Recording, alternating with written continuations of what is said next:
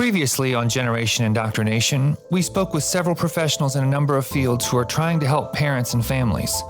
Tragically, there is no shortage of parents who are hurting. Though some are becoming braver and are doing public advocacy, many moms and dads must fight back against what's happening to their families from the shadows, finding themselves mostly alone in their battles. They sometimes have to hide in closets and speak in hushed tones on phone calls with advocates trying to help them. They are part of several online support groups for parents. These brave moms and dads often use fake names and avatars and go to great lengths to conceal their true identity, lest they be fired from their jobs, face social repercussions, and contribute to further discord in their families and neighborhoods. Many people understand it's tough to watch your child suffer gender confusion, but so much of the anguish these parents endure remains hidden and misunderstood. In this episode, we're going to hear from such parents, 4 moms and 1 dad, who have faced this very battle. In order to protect their anonymity, we'll not be sharing any potentially identifying details, and will use pseudonyms for both the parents and their children. We will also not be disclosing their city or state, and will instead refer to the region of the country where they live. These are their stories in their own words. These are the voices from the shadows. And we begin with Jolene from the Midwest, whose son came to believe that he was not only female, but also lesbian. Like most parents who deal with this, she and her husband were completely caught off guard. We were literally blindsided. My initial response was either one side of my brain was like, the statistical probability of this is literally impossible and this is complete crap. And by the way, I was raised by teachers, pretty liberal upbringing. My mom used to joke that we were Kennedy Catholics. So that was kind of the world that I grew up in. And so my mom had a good friend whose child had transitioned granddaughter to grandson, maybe 5 years even before this. I had a little bit of a sense of this maybe was something people did. And I was very confused about how to respond to my son. All of that, as a backstory. So within minutes, he shared first that he was transgender, female, and lesbian, and also that he had made a meme on Reddit, which is, of course, where this all really started. And that meme had something to do with the fact that he's attracted to girls, but now he wants to be a girl, and how confusing that was for him. And he was so proud of the fact that that meme had received some large number of what I think he called karma, which is, I think, is like the equivalent of likes on Reddit. So within seconds, it was like, this is my way of fitting in, gaining attention, gaining likes. So that, I remember, stood out to me as something quite peculiar. And within a couple of days, I found myself reading things that were a little bit more pro-affirmation. I remember I downloaded a book from Amazon, and within the first couple chapters was immediately put off by the idea that somehow you would bury their original pictures or cut them, or immediately went, oh my God, there's no way in hell I'm participating in this. This is insanity. So I pretty quickly turned the tables, but I will say in that first night, I did give my son a bit of the impression that I was open to whatever needed to be done because I was just so shocked. So my very first words out of my mouth were something like, if this is who you really are, I'll always be here to support you. And if it means that the pathway is for you to become the best version of your female self, I'll help you do that. So that gives you a sense of how confused I was in that first couple of months. I just didn't know what to do.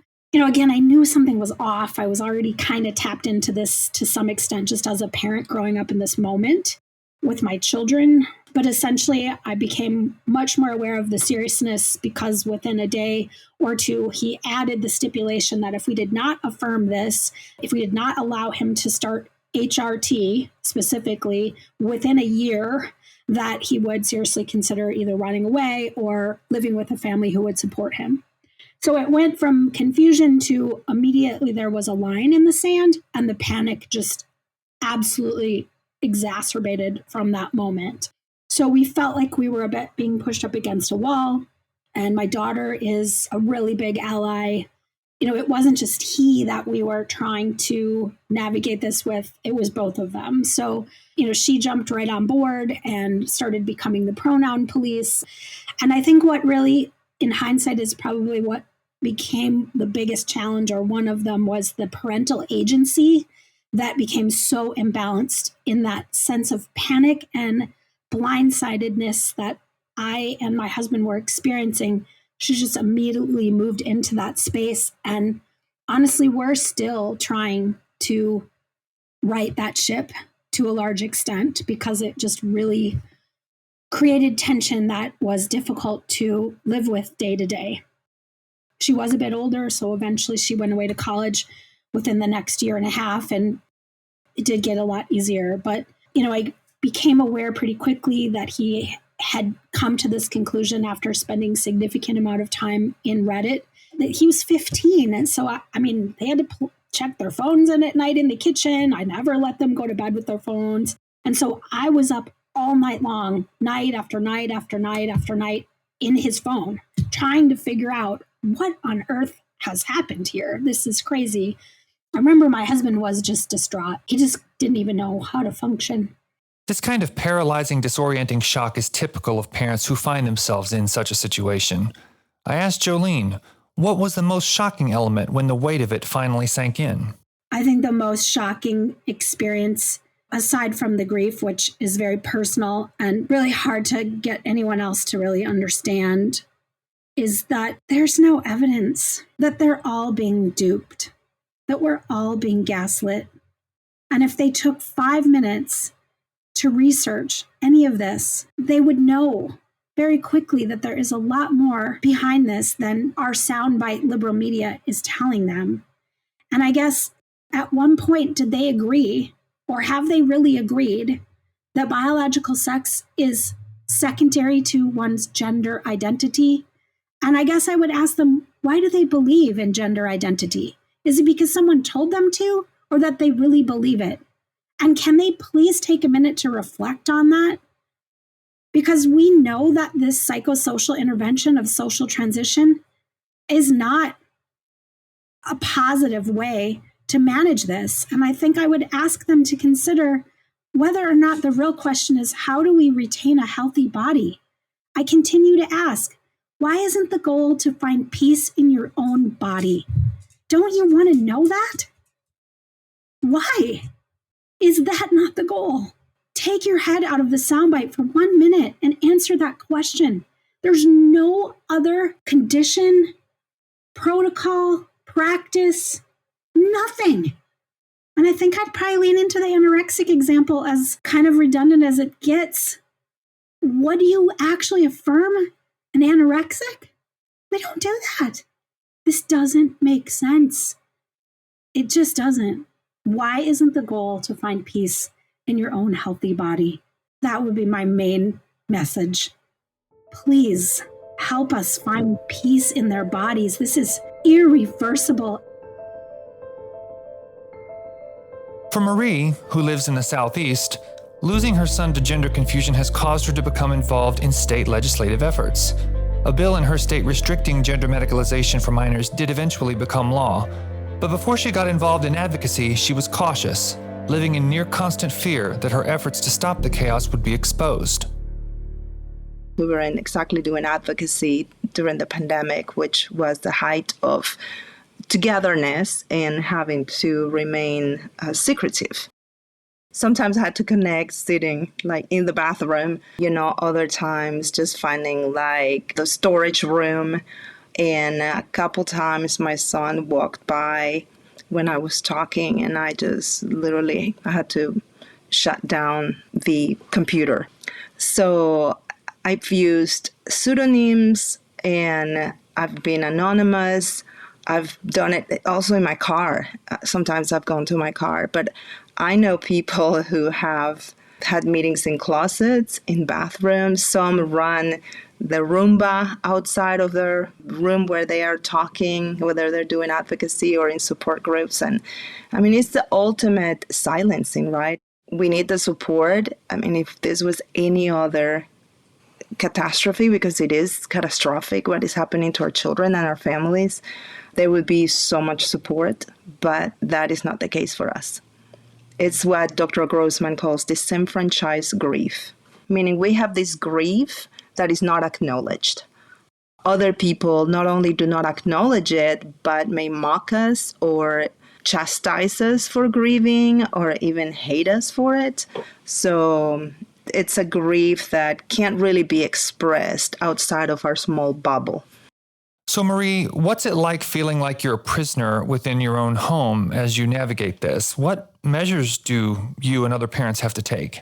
Well, I think the one parent, she lived in an apartment and she had to go into this small closet. It wasn't even like a walk-in big closet to hide there and speak. I mean, a couple parents actually had to talk from a closet and whisper. Like we're talking to them, we're having parent support groups and they are whispering. We can barely hear them, but they have such a desperate need to connect with other parents that they're doing that. And then the other thing is when parents have actually done to do demonstrations against the gender clinics, I mean, they have worn wigs. I mean, they basically go and they disguise themselves. They wear clothing that completely hides their body shape, plus wigs, plus sunglasses, plus masks, which even some places it's popular so that they're completely hidden from other people who might recognize them or take photos of them. Marie went on to say that parents should disabuse themselves of the notion that they're safe to speak up simply because they live in a conservative state with a Republican governor and legislature. While it's true that the blue states like California and New York are much more saturated in trans ideology, the red states are far from secure. I live in a red conservative state in the Southeast, and I always tell parents that, first of all, it doesn't matter if their child is in public school or private school or homeschool. If their child has access to the internet, that's the great equalizer. They can be affected and indoctrinated about transgenderism. They can't know whether the school that their child is in is going to indoctrinate them or not. In some cases, it depends on the teacher. You could have an activist teacher who wants to put these ideas into the kids' minds. They are not safe. This is everywhere. It doesn't matter where you live. We have parents who come from rural America, deep red rural America, where everybody pretty much goes to church on Sunday and their kids are being affected by this. And the other thing that is extremely dangerous is even if the parents have total control of the internet, of their kid, there are states such as California and Oregon and other states that are actively working to virtually kidnap kids from states where there are bans to take them across state lines to those states so that they can be medicalized and live with some quote unquote glitter family that is going to transition them towards body modification. So no child is truly immune to this contagion. So parents have to be very vigilant and not just assume that because I'm in a red state, this does not touch me. I would have never thought that our son would be affected at the university where my husband and I went to school, and in our city that we felt we don't see a lot of the LGBTQ visuals like in other much more progressive states. And yet it's everywhere, and it is the campus of the universities. The campuses are infected by this ideology. And in the blue states, it is indeed everywhere. And if there's a division in marriage over what to do about a troubled kid, the situation can quickly become a nightmare on steroids. Robert, who lives in the Northeast, told me that when his left-wing ex-wife was determined to start their daughter on puberty blockers, he knew he had to resist. But he had no idea the torment that would ensue. I knew I was fighting the right fight. At one point in the whole thing with the divorce, I was even fighting my family. They said, this is going to happen regardless what you do. The courts are just going to side with the mother and there's nothing you can do about it. Just acquiesce and go for it and save yourself money. And I said, I don't care. I'll go through hell because I'm going to stop this from happening to my daughter. So seeing all of this coming about, it's difficult to really know what this is going to do because my ex is the type that will see a fact and say, that's not what I believe, so it must not be true. Despite his attempts to reason, he found that no appeals to rationality worked.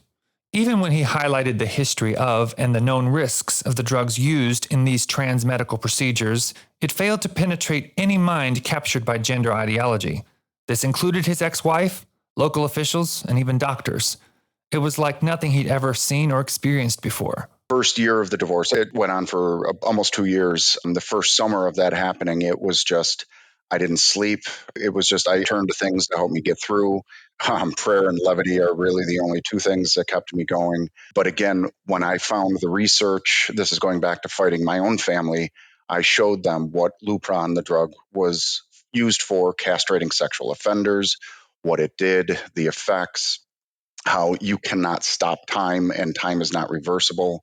It was like banging my head up against the wall because I knew what the facts were, but just nobody was listening. And just everybody, even the law guardians were, oh, he's just somebody. How does he know what they are when endocrinologists and nurse practitioners say the opposite? It was horrifying because any doctor, any medical, and I use quotes when I say professional in the state, basically had to affirm the child.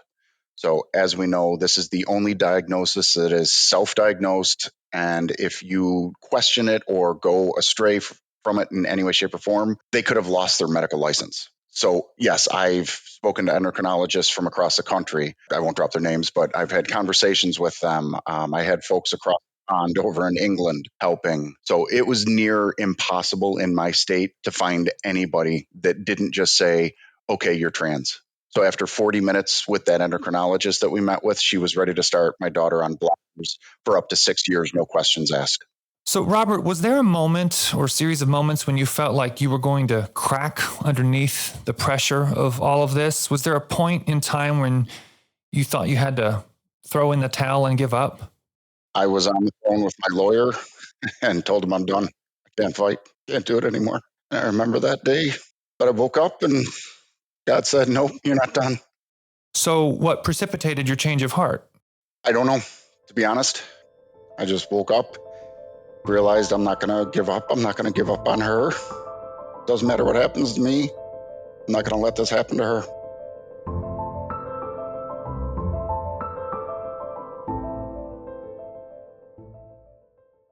I was on Twitter. I then met some folks. I had telephone conversations with some people. Some of those were incorporating my daughter, some were not, using Proton email, obviously, for security purposes. The list that I turned into the courts for discovery, I probably had 300 links because they requested, oh, what have you been reading to know about this? So I went through and I had hundreds and hundreds of links that they would have had to have gone through. But it was just so much on my own, reading, researching, and trying to figure things out and reaching out to people and having people reach out to me. Yeah, it was just trying to do everything I could. At the beginning, scared out of my mind. Oh my God, if I said something on this website or if I said something here, is it going to be used against me? Is she going to try to record me? So it was basically living under stress for 2 years, 24/7. Just emptiness. It was just not the falling or anything, but it was just the stress just completely ate me alive. Sleeping was, I'd wake up multiple times. I know I had heart palpitations, issues with that. It was just numbing going through everything. What other steps did you take, Robert, to conceal your identity amid this, grinding, constant stress? A fake Facebook account, just creating proxy accounts, trying to figure out if I can trust people enough to give my phone number or anything along those lines and to find out who I am. So it was really a lot of, just like I said, Proton Mail. Don't use your real name. Use Proton Mail to create a fake name and then create your X account and Facebook account. The friends from the UK gave me those tips and pointers. And it's really just getting onto message boards and remaining anonymous, not even denoting where you are other than I'm in the United States in a blue state or anything along those lines. It's tough, and it was tough to build up the trust with folks. And once that started, it was fantastic. But yeah, it's just remaining in the shadow, not telling anybody, and just waiting to hear what and who could help you and how they could help you, and then expanding it from that as well. Robert's persistence paid off as he finally reached an agreement with his ex-wife. I asked him to describe the moment he knew he had won at least a small victory. I was walking on the city streets back to my car after our mediation session with the two law guardians, the mediator, and my ex. And I was walking back and called my lawyer and I said, we did it. It's done. She's done with pushing for blockers, and we've all but signed the mediation paperwork, and we've done what we're going to do for, visitation and all that kind of good stuff. And she had it that puberty blockers would no longer be of benefit, so that was going to be shelved. And it's just, it was euphoria. It really was just, and I'm not an animated person, um, but it was just, I just can't even explain the feeling. Yeah. It's been months. I won't dig in any further than it's been months. It might even be a year now. But it's still just unlearning and just continuing on to pray God carries me through. And I knew I wouldn't be able to carry on. And just it's constant praying to just keep me going and to allow me to keep going. And when I can't, for him to just carry me. And just that constant, if I got a text from my lawyer or a call from my lawyer or an email from him or her or any of the mediation or any of the law guardians, it's just my heart would just absolutely sink. That's what I grew out of. Thankfully, I'm not afraid of my phone going off anymore. Robert, considering all that you've been through and have faced with this, what advice would you give to other parents whose kids suddenly start self-identifying as trans? The first thing that everybody needs to know is to stop believing what you're told. If the mainstream news media tells you anything, basically disregard it, or at the very least, do your own research. The medical field is pushing this because if you didn't know, it's about $100,000 of profit for them for puberty blockers for a year for a child. If you start a child on puberty blockers, it's 90+%. 90+% of those children go on to cross-sex hormones, which is simply tens of thousands of dollars, if not more, and keep them patients for life. The parents who find themselves battling this in their families have managed to find fellow suffering moms and dads. When I connected with Teresa from the Interior West, she told me of an online support group that includes approximately 500 parents. I was not surprised to learn that a disproportionate number of their children are reportedly on the autism spectrum. But what's the most common thread among them all? They're all devastated. And when it first happened, when it first announced, they all think that they've gone crazy until they get into the group and realize that there's a whole bunch of us out there. The depression, the loneliness, the secret keeping, for sure. There are many that the son will tell the mom and not the dad, and ask the mom not to tell the dad, and vice versa. Don't tell my siblings, don't tell so-and-so, or I can't tell my parents because it will break their heart. You hear a lot of the secret keeping. As we know, and you know from all your research, these kids are so similar. All the parents are almost a little surprised at first to hear how similar the stories are and how similar our children are. All these parents say, and Al says, but we were so close to our child. We were so close. And then so many are just cruel and estrange and cut everyone off. And I always say, when you're raising children, you're prepared to talk to them about the dangers of drugs and, getting in the car with a stranger and, et cetera. But no one has ever warned you about protecting your kids from a trans ideology that is out there in every part of our society. Teresa herself has engaged in activism, but it's been disguised, and she's been forced to deal with complicated dynamics in her family in social settings. It shapes even the most basic of interactions with her other kids and friends. I don't tell people about it at all. I didn't tell my other children about it. And they don't know how much I've protested and worked behind the scenes. And I just can't. I can't make new friends. I took a job to try to distract myself from this. And at work, no one knows anything about my family, my situation. When they have emails going out to celebrate International Women's Month and they have a drag queen in the email representing women, I just have to stay silent. I can't react. I've been to protests in sunglasses and a mask and a hat, and you live a double life. I think we all could become spies someday, just because we're really getting good at this.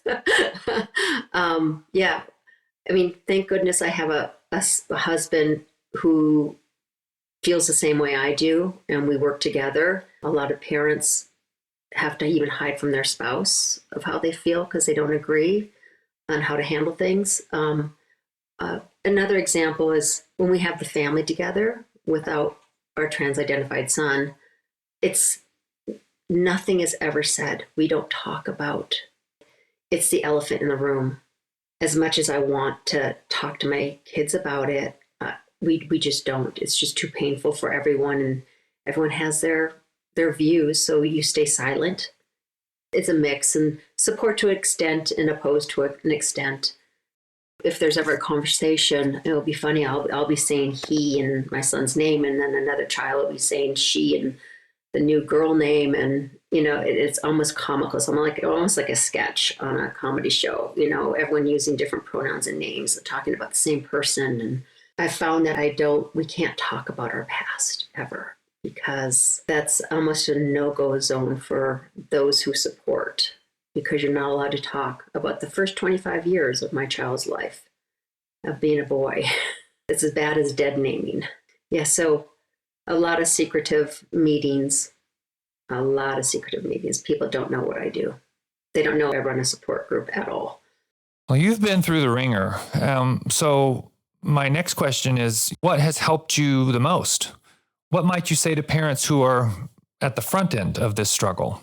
I think the biggest thing is be kind to yourself and take care of yourself, because we all go through a very long period of not sleeping. This is on your mind. Like the moment you wake up in the middle of the night, it pops into your head. It's just constantly on your mind. Over time, give it time, because time does help soothe it. Don't jump to think that you can do something and fix it immediately, that you have to react immediately. You don't have to, because this is the long game. It's not going to go away in a few weeks or even a year. It's the long game. So take care of yourself. Take care of your relationships. If you can, try to keep a relationship with your child, but it's not always in your hands. It's not your decision all the time. It never goes away, but you can get to a point of being able to live life again with some joy.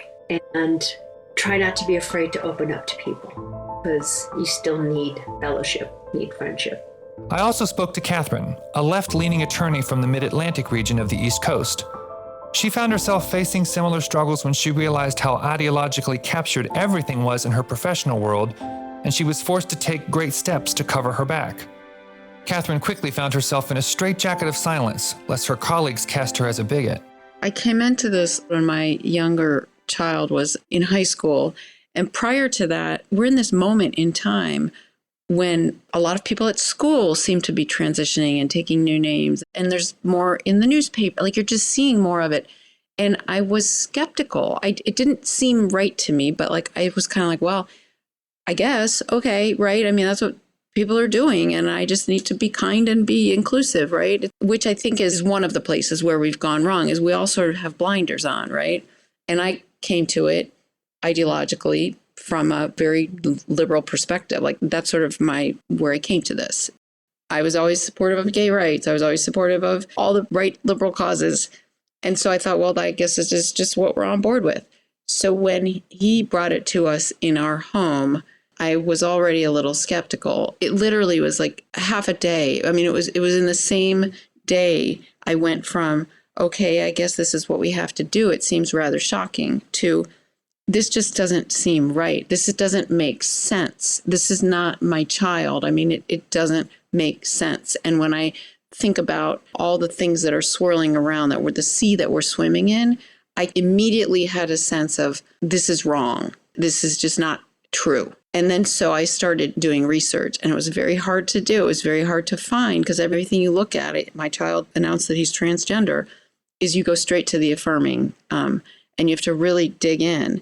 And it took a long time for me to really find things that I thought were credible. I mean, that's the other thing, is that I had been so convinced that It's only the extreme right wing that thinks that this is not true. And so like everything I saw, I would look at, well, like who wrote this, right? Is this on Fox News? Is this a Christian writer? And I'm a Christian, so I'm not suggesting, but is this right wing? Is that, and everything just felt like for a while I thought I'm the only person that could possibly be skeptical of this.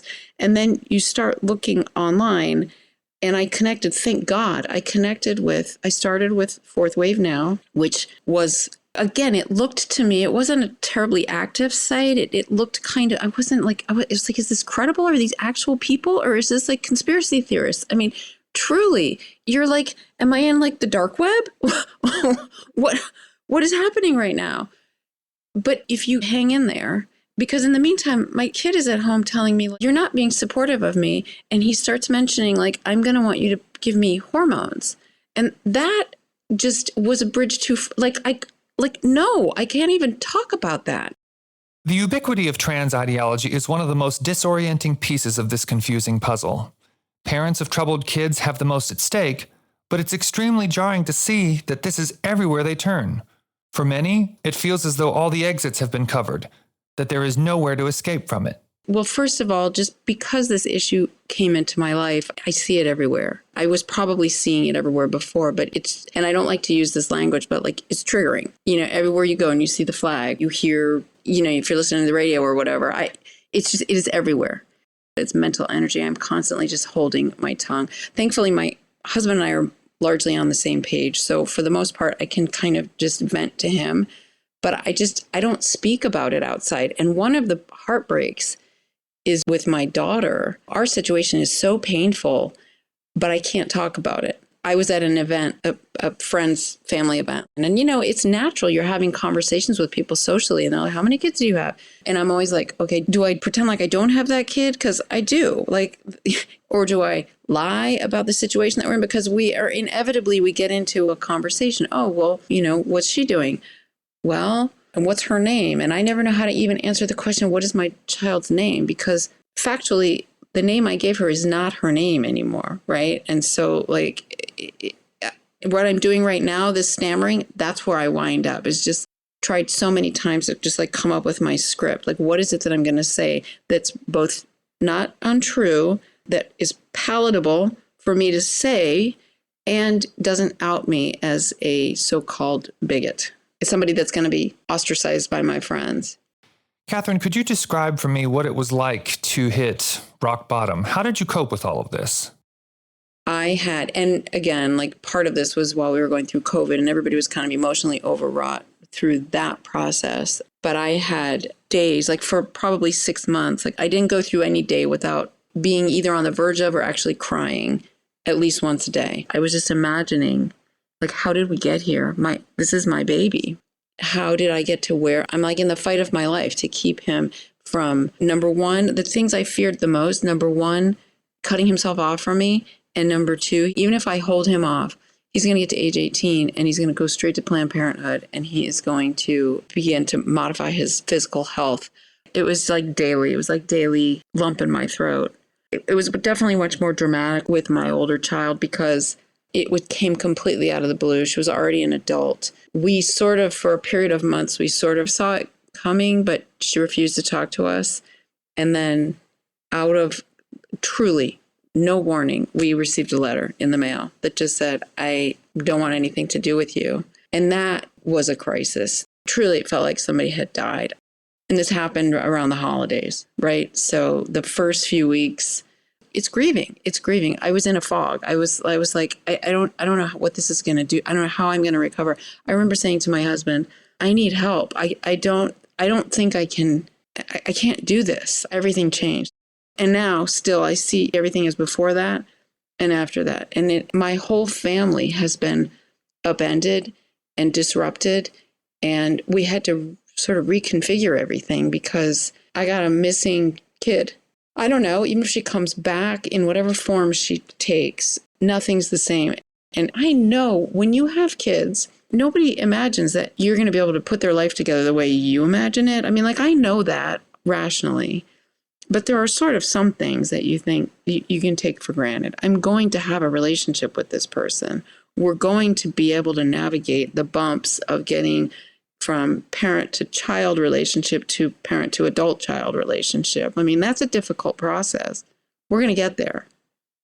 And we're going to have a family. And it just doesn't look anything like what I imagined. And it was like 6 months of daily weeping. I mean, weeping. And it was hard because my son was still in the house at the time. I was still like, I'm not sure what he's going to do with this. And so like, I couldn't even let him know. And so many people, right, that are in our lives are totally affirming of my daughter. And so that's something to navigate. And so to be grieving with people who don't think there's anything to grieve, it feels so alone. Parents of these kids often describe this experience as an exclusive club no one wants to be a member of.